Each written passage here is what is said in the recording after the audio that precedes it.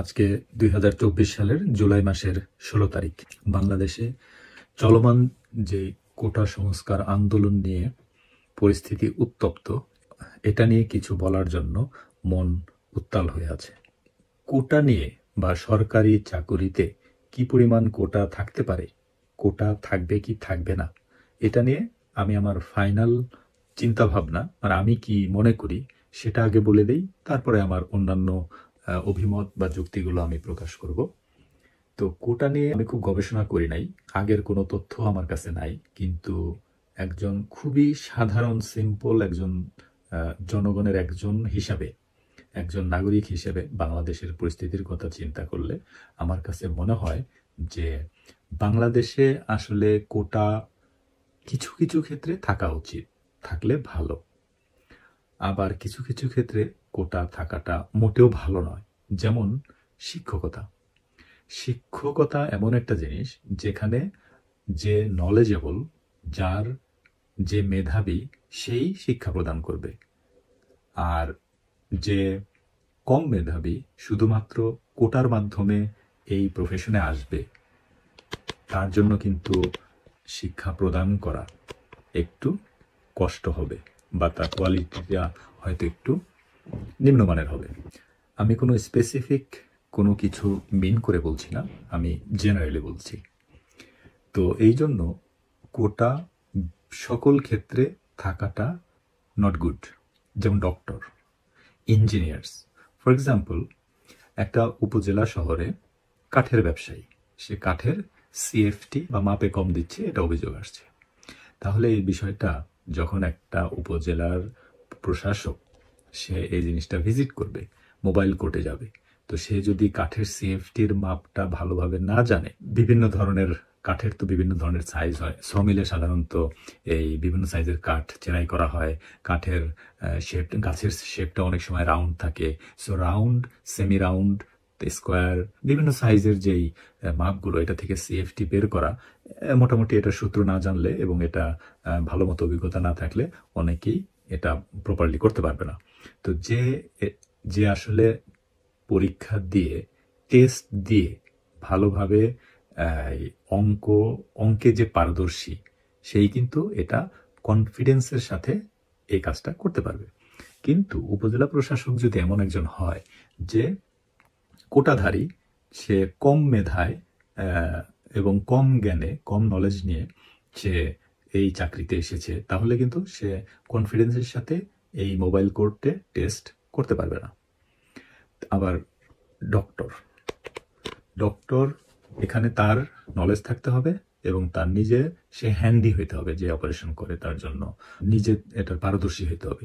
So এখানে যদি কোটা নিয়ে সে ডাক্তার হইতে আসে, তাহলে হয়তো বা এর গুণগত মান, তার সার্ভিস এবং তার পারদর্শী হইতে যেই সময়টা দরকার, সেক্ষেত্রেও হয়তো কিছু ডিফারেন্স থাকবে। তো এই জন্য আমি বলছি যে কিছু কিছু সেক্টরে কোটা না থাকা ভালো, আবার কিছু কিছু সেক্টরে কোটা থাকলেও কোনো সমস্যা হওয়ার কথা না। যেমন নার্সিং সেক্টর ফর এক্সাম্পল। তো নার্সিং সেক্টরে কিন্তু মহিলাদের, যারা একটু সুবিধা বঞ্চিত মহিলা, সেই গ্রুপের লোকজনদেরকে কিন্তু নার্সিং সেক্টরে একটা ভালো কোটার মাধ্যমে তাদেরকে নিয়োগ দেওয়া যেতে পারে, তাদেরকে ডেভেলপমেন্টের একটা অংশ হিসেবে ইনপুট করা যাবে। কি কি ধরনের কোটা থাকতে পারে? ফর এক্সাম্পল, সুবিধা বঞ্চিত শ্রেণী থাকতে পারে, তারপর মেয়েদের একটা কোটা থাকতে পারে, তারপর উপজাতিদের একটা কোটা থাকতে পারে, তারপর হ্যান্ডিক্যাপ, তাদের জন্য একটা কোটা থাকতে পারে, তারপর মুক্তিযোদ্ধাদের জন্য একটা কোটা থাকতে পারে। তো কোটা যদি করতে হয় তাহলে আসলে অনেক গ্রুপের কথাই চিন্তা করা যেতে পারে। তো এরপরের প্রশ্ন হলো যে কার জন্য কত কোটা থাকতে পারে। সরকারি চাকরিতে কোটা থাকলেও 5 থেকে ম্যাক্সিমাম 10%-এর বেশি কোনো কোটা টোটাল থাকাটা আসলে সমাজ এবং দেশের জন্য বিপজ্জনক। তো এর মধ্যে আছে মুক্তিযোদ্ধা কোটা। আসলে বাংলাদেশের জন্য মুক্তিযুদ্ধ একটা গৌরবের বিষয়। বাংলাদেশের অনেক লোক মুক্তিযুদ্ধের সময়, বেশিরভাগ লোক তখন সবাই মিলে দেশকে স্বাধীন করেছে। তো তো তাদের প্রতি যদি আমরা মনে করি যে আমরা তাদেরকে পর্যাপ্ত শ্রদ্ধা জানাবো, তাদের কথা স্মরণ করব এবং তাদেরকে প্রতিদান দেব, তাহলে তাদের জন্য একটা কোটা রাখা এবং তাদের বা তাদের বংশধরদের জন্য পর্যায়ক্রমে যদি একটা কোটা রাখা হয়, খারাপ কিছু না। কিন্তু কোটার সংখ্যাটা, অনুপাতটা অবশ্যই এত বেশি হওয়া উচিত না যাতে এই কোটার বাইরে যারা থাকবে তাদের কোনো কনসিকুয়েন্সেস থাকে বা তারা কোনো ভুক্তভোগী হয়। তো সেই ক্ষেত্রে আমার সাজেশন যে 5% কোটা আমরা রাখতে পারি, অথবা টোটাল যদি সারা দেশে সরকারি চাকরিতে কিছু কিছু সেক্টরে আমরা কোটা রাখি এবং সেই ক্ষেত্রে যদি টোটাল 10% কোটা রাখি, তার মধ্যে হয়তো আমরা 5% মুক্তিযোদ্ধাদের জন্য রাখতে পারি আর বাকি 5% অন্যান্য কোটা রাখতে পারি। কোটা একবারই থাকবে না, সেটা থাকবে কি থাকবে না এটা একটা আলাদা ডিবেট। সেটার ব্যাপারে আমার মতামত হলো কিছু কোটা থাকা উচিত, যেটা আমি বললাম যে ম্যাক্সিমাম 10% কোটা থাকলে ভালো। কারণ কি, দেশ একটা পরিবারের মতো। একটা পরিবারের উদাহরণ দিয়ে আপনি আপনার সমাজ এবং দেশকে, স্পেশালি দেশ একটা পরিবারের প্রতিবিম্ব বলা যায়। সেটা কেমন, যে একটা পরিবারের প্রধান হলো তার পিতা অথবা পরিবারের প্রধান যিনি, সে পিতা হতে পারে, বড় ভাই হতে পারে, মাতা হতে পারে, অন্য কেউ হতে পারে। তো পরিবারের প্রধানের পক্ষে একটা পরিবার পরিচালনা করা, এটা অনেক কিছুই তার জন্য চিন্তা করতে হয়। তো একটা পরিবারে যদি 5টা সন্তান থাকে, 5টা সন্তান সমান মেধাবী হয় না বা সমান যোগ্যতা সম্পন্ন হয় না, কিন্তু একজন পিতাকে বা একজন পরিবারের প্রধানকে এই 5টা সন্তানকে কিন্তু ম্যানেজ করতে হয় এবং তাদেরকে লালন পালন করতে হয়। তো এই জন্য শুধুমাত্র কোনো নির্দিষ্ট যোগ্যতার ভিত্তিতে সবাইকে ভরণ পোষণ, লালন পালন এবং সুযোগ সুবিধা দিতে হয়, তাহলে একটা বড় অংশ অনেক কিছু থেকে বঞ্চিত হয়ে যাবে। তেমনি ভাবে একটা দেশও, একটা দেশের কর্ণধার, একটা দেশের নেতা, সেও কখনো চাবে না যে শুধুমাত্র এক টাইপের যোগ্যতা সম্পন্ন, এক টাইপের লোক দিয়ে তার সারা দেশ চলুক। তাহলে অন্যান্য লোকদেরকে বা অন্যান্য জনগণের অন্য অংশকে তারা কিভাবে সমাজে এস্টাবলিশড করবে বা তাদের নিয়ে কিভাবে সমাজে তাদের অংশগ্রহণটা নিশ্চিত করবে। তো এটা একটা কমন ইস্যু। এই জন্যই কোটা কিছু না কিছু থাকা উচিত। একবারেই কোনো কিছুতে যে কোটা থাকবে না, এটা আসলে একটা দেশের জন্য এবং একটা দেশের সার্বিক পরিস্থিতি, সার্বিক পরিচালনার বিষয় যদি চিন্তা করা হয়, তাহলে সেটাও খুব একটা ভালো না। কারণ সবাই মেধাবী না, সেহেতু যারা মেধাবী না তাদেরও কিছু না কিছু সোসাইটিতে এবং তাদেরও কিছু না কিছু অবদান থাকতে হবে। সময় যে মেধাবীরাই সাকসেসফুল তা কিন্তু না। আমরা যদি পৃথিবীর যে কোনো দেশের যে কোনো সমাজে আপনি এক্সাম্পল নিয়ে আসেন, যারা সাকসেসফুল, যারা অসাধ্যকে সাধ্য করেছে, তারপর যারা ফর এক্সাম্পল বিজনেস টাইকুনস, কোনো বিশেষ ক্ষেত্রে যারা খুবই সুপার প্রফেশনাল হয়েছে, তাদের সবাই কিন্তু মেধাবী না। মানে এমন না যে ফার্স্ট বয় সবসময় সব জায়গায় ফার্স্ট এবং সবকিছুতেই সে সারা জীবন ফার্স্ট হয়ে আসছে বা সাকসেসফুল হইতে পারছে। তো সেটা যেহেতু না, সেহেতু আমার যুক্তি হলো যে একটা দেশের কথা চিন্তা করলে একটা দেশের সরকারি চাকরি, সরকারের এমন নীতি করা উচিত যেখানে কিছু কোটা থাকবে, সেটা নিশ্চয়ই 10%-এর বেশি হওয়া উচিত না, এবং মুক্তিযোদ্ধাদের কোটা থাকা উচিত এবং তাদের হয়তো এই টোটাল কোটার অনুপাতের মধ্যে অর্ধেক অথবা অর্ধেকের কম অথবা 3/1 কোটা হইতে পারে, সেই ক্ষেত্রে 3% বা 4% কোটা। এটা হলো কোটা নিয়ে। কোটা থাকবে কি থাকবে না, থাকলে কতটুকু থাকা দরকার বা থাকলে ভালো, সেটা নিয়ে আমি একটু আলোকপাত করলাম। এর মধ্যে পরিস্থিতি বা ডিবেট অনেক কিছু হতে পারে। ফর এক্সাম্পল, একজন দেশের নেতা হিসাবে আপনি বা আমি হলে কি করতাম? আমি যখন দেখতাম যে একটা বিষয়কে, যে কোনো বিষয় হতে পারে, সেটা কোটা আন্দোলন হতে পারে, তারপর শিক্ষার্থীদের কোনো অধিকার আন্দোলন হতে পারে, অথবা যানজটের বিষয় হতে পারে, তারপর অনেক কিছু হতে পারে। যে কোনো অধিকারের জন্য যখন একটা গ্রুপ সোচ্চার হয় এবং তারা দাবি পেশ করে এবং তারা এটা নিয়ে ফাইট করে, তখন অ্যাজ এ লিডার বা অ্যাজ এ প্রাইম মিনিস্টার অথবা অ্যাজ এ প্রেসিডেন্ট, মানে দেশের যে ক্ষমতাবান ব্যক্তি, প্রধান ক্ষমতাধর ব্যক্তি, উনার উচিত যে উনি ইমিডিয়েটলি তাদের সাথে বসা। তার মানে হলো, কোটা আন্দোলন যখন শুরু হলো, তখন আমি যদি প্রাইম মিনিস্টার হতাম, আমি ইমিডিয়েটলি এই ছাত্রদের সাথে বা এই আন্দোলনকারীদের সাথে ডিবেটে বসতাম। উইথিন এ ডে আমি ডিবেটে বসে সাথে সাথে এই বিষয়ের সমাধান করতাম। তো এইখানে এমন ডায়লগ দেশের জন্য খুবই ক্ষতিকর যে ঠিক আছে, ওদের আন্দোলন করতে দেন, ওরা যত পারে আন্দোলন করুক, যখন করতে করতে ক্লান্ত হয়ে যাবে তখন আমরা এটা নিয়ে বসবো। তো এই ধরনের ডায়লগ আসলে একজন নেতার জন্য আমার মনে হয় না যে কাম্য। তারপর আরেকটা বিষয় হলো যে সরকারি দলের এই ছাত্র সংগঠন তারা যখন এই আন্দোলনের উপর, যে কোনো আন্দোলনে হোক, এর আগেও আমরা দেখেছি যে কোনো অধিকার আদায়ের আন্দোলনে, যে কোনো মুভমেন্টে তারা সরাসরি আঘাত করে এবং সরাসরি গোলাগুলি করে, সরাসরি সন্ত্রাস সৃষ্টি করে, তারা সরাসরি পার্টিসিপেট করে অ্যাগেনস্টে। এটা আরো লজ্জাজনক, কারণ ছাত্রদের ভূমিকা কি এবং ছাত্র সংগঠনের কাজ কি, তো সেইটা আমরা সবাই জানি, আমাদের জানা উচিত। সরকারি দলের ছাত্র সংগঠন যদি দায়িত্ববান হতো, তারা নিশ্চয়ই, তাদের প্রথম কাজ ছিল এই আন্দোলনকারীদেরকে মোটিভেট করে তাদের সাথে বসা, তাদের সাথে লাইভ ডিবেট করা। সরাসরি তারা টিএসসিতে ডিবেট করুক, তারা কমলা ভবনের সামনে ডিবেট করুক, তারা শাহবাগ চত্বরে সরাসরি সকল টেলিভিশন, সকল সংবাদ মাধ্যমের সামনে ডিবেট করুক এই দুইটা বিষয় নিয়ে, করে তারপরে তারা ডিসাইড করুক যে আসলে কোনটা হওয়া উচিত, কোনটা হওয়া উচিত না, কোনটা থাকলে কতটুকু থাকা উচিত, কি উচিত না, বা কে কতটুকু চায়, কে কতটুকু মানে।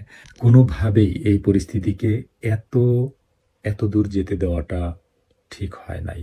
আর বাংলাদেশে এই টেন্ডেন্সিটা খুবই প্রচলিত যে সাধারণ ছাত্ররা বা সরকারি দলের ছাত্ররা ছাড়া অন্য কোনো ছাত্র সংগঠন অথবা অন্য বাকি যে কেউ কোনো দাবি আদায়ের জন্য আসলে তাদের উপর আক্রমণ করা হয়, তাদেরকে খুন করা হয়। এটা খুবই অমানবিক এবং এটা কোনো সভ্য সমাজে হতে পারে না, এটা মেনে নেওয়া যায় না। এটা গেল একটা দিক।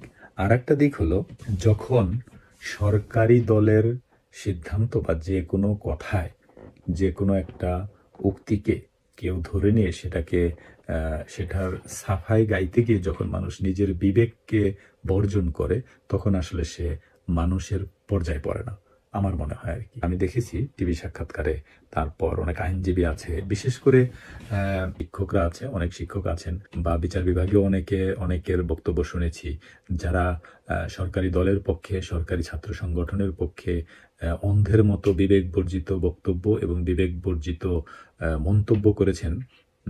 তারা আসলে তার আন্দোলন, যে কোনো আন্দোলন, যদি রাস্তাঘাট, তারপর শহর বন্দর, তারপর শিক্ষা প্রতিষ্ঠানে স্পেশালি যদি এগুলো দখল করে এবং এই সমস্ত জায়গায় করা হয়, তাহলে দেশের জনগণের মারাত্মক ক্ষতি হয়, এটা বলার অপেক্ষা রাখে না। এটা যে কি পরিমাণ ক্ষতি, এটা স্পেসিফিকলি প্রত্যেকটা পয়েন্ট টু পয়েন্ট হিসাব করলে এটার সারা জীবনেও এই ক্ষতি শোধ করা সম্ভব না বা পূরণ করা সম্ভব না আসলে। যাই হোক, বাংলাদেশে তো এই প্রোটেস্ট বা যে কোনো আন্দোলনের কোনো নির্দিষ্ট জায়গা নাই, তো আসলে নির্দিষ্ট কোনো জায়গা থাকলে এটা অবশ্যই খুব ভালো হতো। ফর এক্সাম্পল সোহরাওয়ার্দী উদ্যান, অথবা কোনো নির্দিষ্ট একটা রাস্তা শুধুমাত্র, বা চত্বর, শাহবাগ চত্বর হতে পারে। এরকম কোনো কিছু যেহেতু নাই, সেহেতু শিক্ষার্থীদেরও এই চলমান আন্দোলনে এরকম বলার অপেক্ষা রাখে না যে তাদের জন্য সারা দেশের সবকিছু বন্ধ। কারণ বাংলাদেশের সিস্টেমই এটা, বাংলাদেশের কালচারই এটা, যে বাংলাদেশের যে কোনো আন্দোলন, যে কোনো অধিকার আদায়ের যে কোনো চেষ্টাকেই এভাবেই করতে হয় বা করে আসছে। তো সরকার পক্ষ বা সাংবিধানিকভাবে যদি এরকম কিছু করা যায়, যেখানে কেউ অধিকার আদায়ের আন্দোলন অথবা যে কোনো আন্দোলন বা গণতান্ত্রিক অধিকার যদি কেউ প্র্যাকটিস করতে চায়, তাহলে এর জন্য নির্দিষ্ট জায়গা সিলেক্ট করে দেওয়া যেতে পারে। একটু আগে ভিডিওতে আপনারা দেখলেন, বা আমরাও দেখতেছি, প্রতিটা দিন, প্রতিটা মুহূর্ত, প্রত্যেকটা ঘটনাই আসলে একটা রণক্ষেত্র, এবং প্রত্যেকটা ঘটনাই, প্রত্যেকটা মুহূর্তই এখন একটা যুদ্ধক্ষেত্র। প্রত্যেকটা দিনই একটা স্বাধীনতা যুদ্ধ আসলে। কারণ এটা আসলে স্বাধীনতা যুদ্ধ না, এটা আসলে গৃহযুদ্ধ। কারণ স্বাধীনতা যুদ্ধটা মানুষ অন্য দেশের সাথে করতে হয়, আর এখানে, বা অন্য জাতির সাথে করতে হয়, আর এখানকার যুদ্ধটা আমাদের নিজেদের সাথে। আমরা একজন আরেকজনকে, এক ভাই আর এক ভাইকে, এক বন্ধু আর এক বন্ধুকে, এক সহপাঠী আর এক সহপাঠীকে যেভাবে পিটিয়ে মারছি, যেভাবে গুলি করে মারছি, যেভাবে নিজের যত শক্তি আছে তত শক্তি দিয়ে ইচ্ছা মতো লাঠি দিয়ে পিটিয়ে পিটিয়ে মারতেছি, সেখানে ছেলে নাই, মেয়ে নাই, নারী পুরুষ নির্বিশেষে সবাইকে মারতেছি এবং গুলি করেও মারতেছি, তো মানুষ মরছে। তো এরপরেও যদি সরকারের অথবা দেশের নেতাদের চোখে পানি না আসে, বা তাদের অন্তরে দুঃখ না হয়, বা তাদের অন্তর না কাঁপে, বা তাদের চোখে যদি জল না আসে, তাহলে আসলে আমার মনে হয় না যে আমি এটা ভাষায় প্রকাশ করতে পারতেছি না, তাহলে আমাদের একটা সোনার বাংলাদেশ গড়া অসম্ভব হয়ে পড়বে। যে কোনো ইস্যুতে স্বাধীনতা এবং স্বাধীনতা বিরোধী এবং স্বাধীনতার সপক্ষে মুক্তিযোদ্ধা, রাজাকার এই দুই গ্রুপে ভাগ করে ফেলা সবাইকে, এটার ভবিষ্যৎ খুব খারাপ। রাজাকার অনেকেই ছিল, সেটা আমরা জানি। রাজাকার কখনোই প্রশ্রয় পেতে পারে না। রাজাকারদের কোনোভাবেই কোনো সমাজে, কোনো দেশে বা বাংলাদেশে রাজাকারদের স্থান নাই, এটা কেউ চায় না। রাজাকারদের কেউ স্থান দিতেও বলে না, কারণ এখন তো আর রাজাকার নাই। এখন যারা যুদ্ধের পরে জন্ম, তারা তো আর রাজাকার না। ফর এক্সাম্পল, এই কোটা আন্দোলনের কথা যদি ধরি, যারা মুক্তিযোদ্ধা কোটা চায় না, তারা যে সবাই রাজাকার, এটা তো না। এরা তো সবাই রিসেন্টলি জন্মগ্রহণ করছে, খুব অল্প দিন হয়েছে, এবং তাদের বাবা মা যে রাজাকার তা তো অবশ্যই না, সবার না, অনেকের হয়তো থাকতে পারে। তো তাই বলে যে মুক্তিযোদ্ধা ছাড়া বাকি সবাই রাজাকার, এটা আসলে খুব বিপজ্জনক একটা আইডিয়া। মৃত জীবিত সকল মুক্তিযোদ্ধাদের অ্যাকিউরেট লিস্ট করা, এটা সরকারের দায়িত্ব। সরকার বা বাংলা, আমরা যেহেতু চাই যে মুক্তিযোদ্ধাদের সম্মান করা এবং তাদেরকে প্রতিদান দেয়া, তাহলে অবশ্যই আমাদের অ্যাকুরেট লিস্টটা করা উচিত। তো এই ক্ষেত্রে কিন্তু এই সাংবাদিকরা অনেক সময় হেল্প করতে পারে, বা একটা লিস্ট যেগুলো হয়েছে এগুলোর বিরুদ্ধে বা এগুলোর ওপর যদি কারো কোনো অবজেকশন থাকে, অবজেকশনগুলো আমলে নিয়ে আবার রিইনভেস্টিগেট করা এবং বারবার এগুলাকে ইনভেস্টিগেশন করে করে প্রতিটা লিস্টের উপর এরকম রিফ্রেশ করে তারপর এটাকে পাকাপোক্ত করা উচিত। এটা একটা বড় গুরু দায়িত্ব। কোটা সংস্কার আন্দোলনে শহীদ আবু সাইদ, আপনার আত্মার প্রতি আমার বিনম্র শ্রদ্ধা, সালাম এবং হাজার সালাম রইল। আমি জানতে চাই, গুলি করে হত্যা করার বিচার কি? একজন মানুষ যদি আরেকজন মানুষকে গুলি করে হত্যা করে, তাহলে বাংলাদেশের বিচারটা কি? তো আপনারা ভিডিওতে দেখেন, একজন লোককে অন্য কেউ সরাসরি ওপেন রাস্তায় দিনের আলোতে গুলি করে মেরে ফেললো। তো এর বিচারটা মানে কার কাছে দেবো? বাংলাদেশে এমন কেউ আছে যে এটার বিচারটা করবে বা এখন করে দেখাবে, বা এটার উত্তরটা কে দিবে, বা এটার বিচারটা কে করবে? আমার প্রশ্ন হলো, স্বাধীন দেশের একজন স্বাধীন নাগরিককে নিরস্ত্র অবস্থায় দিনে দুপুরে শত শত লোকের সামনে যদি কেউ তাকে বুকে গুলি করে মেরে ফেলে, তাহলে যে মারল সে কি রাজাকারের চেয়ে কম কিছু? এটা হলো আমার প্রশ্ন। দূর থেকে আমি আরেকটা জিনিস খুব আশ্চর্য হচ্ছি, যে বাংলাদেশে এখন ইদানিং কোটা আন্দোলনের ঠিক আগ মুহূর্তে বাংলাদেশ যে চরম সংকটের মধ্য দিয়ে অতিবাহিত হচ্ছে বা হচ্ছিল, এই সময় বিশেষ করে দুর্নীতি, হাজার হাজার লক্ষ লক্ষ কোটি টাকার দুর্নীতি, তারপর ভারত চীন বাংলাদেশ সম্পর্ক, তারপর প্রশ্নপত্র ফাঁস। বিশেষ করে প্রশ্নপত্র ফাঁসটা খুবই সেন্সিটিভ, কারণ 15-20 বছর ধরে এই বিসিএস এর প্রশ্ন ফাঁস করে যারা অফিসার হয়েছেন তারা কিন্তু এখন বড় পর্যায়ে আছে এবং তারা কিন্তু বিভিন্ন বিষয়কে এরা প্রভাবিত করতে পারে। সো এটা সোসাইটির জন্য হুমকি স্বরূপ। তো এর মধ্যে এরকম কিছু সুপার সেন্সিটিভ ঘটনার মধ্যে হঠাৎ করে এই কোটা আন্দোলন শুরু হলো, তাতে তো আমার মনে হচ্ছে আগের যেই ঘটনাগুলো, যেগুলো দুর্নীতি, জেলায় জেলায় শত শত বিঘা জমি দখল, তারপর আন্তর্জাতিক রাজনীতি, এই প্রবলেমগুলা, এই সমস্যাগুলো তো আস্তে আস্তে হালকা হয়ে যাবে, কারণ এই নতুন আন্দোলনের মুখে আগের প্রবলেমগুলা হালকা হয়ে যাবে। সো আমার প্রশ্ন, এটা কি জন্য ছাত্ররা এটা হঠাৎ করে কি জন্য করলো? এর পেছনে আসলে কারণটা কি? এটা তো তারা আরেকটু পরেও করতে পারতো।